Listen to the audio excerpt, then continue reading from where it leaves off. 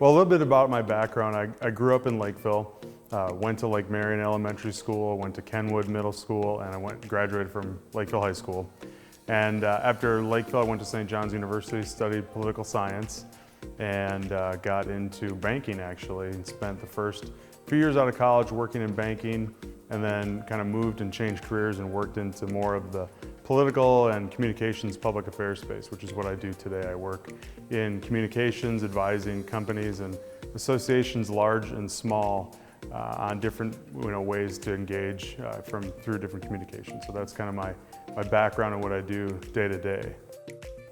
So I first decided to run for city council back in 2016. My wife and I both grew up in Lakeville, and we had moved back to the city in 2014, and we got more engaged in the community again. And for us, both having grown up in Lakeville and wanting to raise our kids here just like we were raised, we wanted to really focus on and make sure that Lakeville kind of kept that same small town community values as we grew to one of the biggest cities in the region, certainly.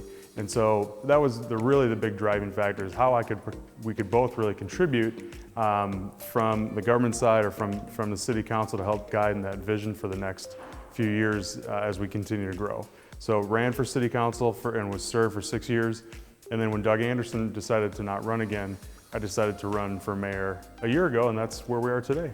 So for my hobbies and kind of what's going in my life, much of our time today, my wife and I, Josie, is really around our kids. We have 5 kids, ages 5 months all the way up to age 9.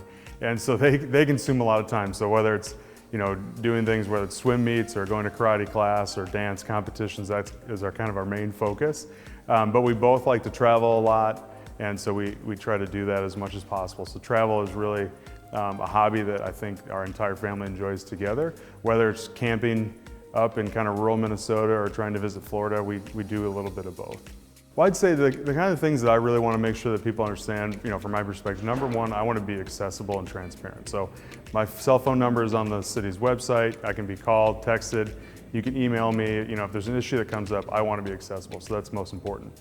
From kind of a policy standpoint of things, there's really 2 that are kind of important to me, or that are on top of my priority list. Number one is implementation of the parks referendum. So as we kind of work through Antlers and Avon Lee and East Lake and all those kind of things, ensuring all the projects that we're kind of putting on the ballot to make sure those get implemented as we continue to grow. I think parks is one of our main assets that everybody loves. And then the other is continued focus on redevelopment of downtown. In 2016, really, I think, when the VFW was sold to Lakeville Brewing, that kind of was a restart and a revitalization of downtown. And there's a few more puzzle pieces that I think that can happen to ensure that downtown is successful for generations. And so working on that, whether it's the post office, the art center, those are some of the things that we're going to be focusing on over the next couple of years to make sure we're setting that path for long-term sustainability.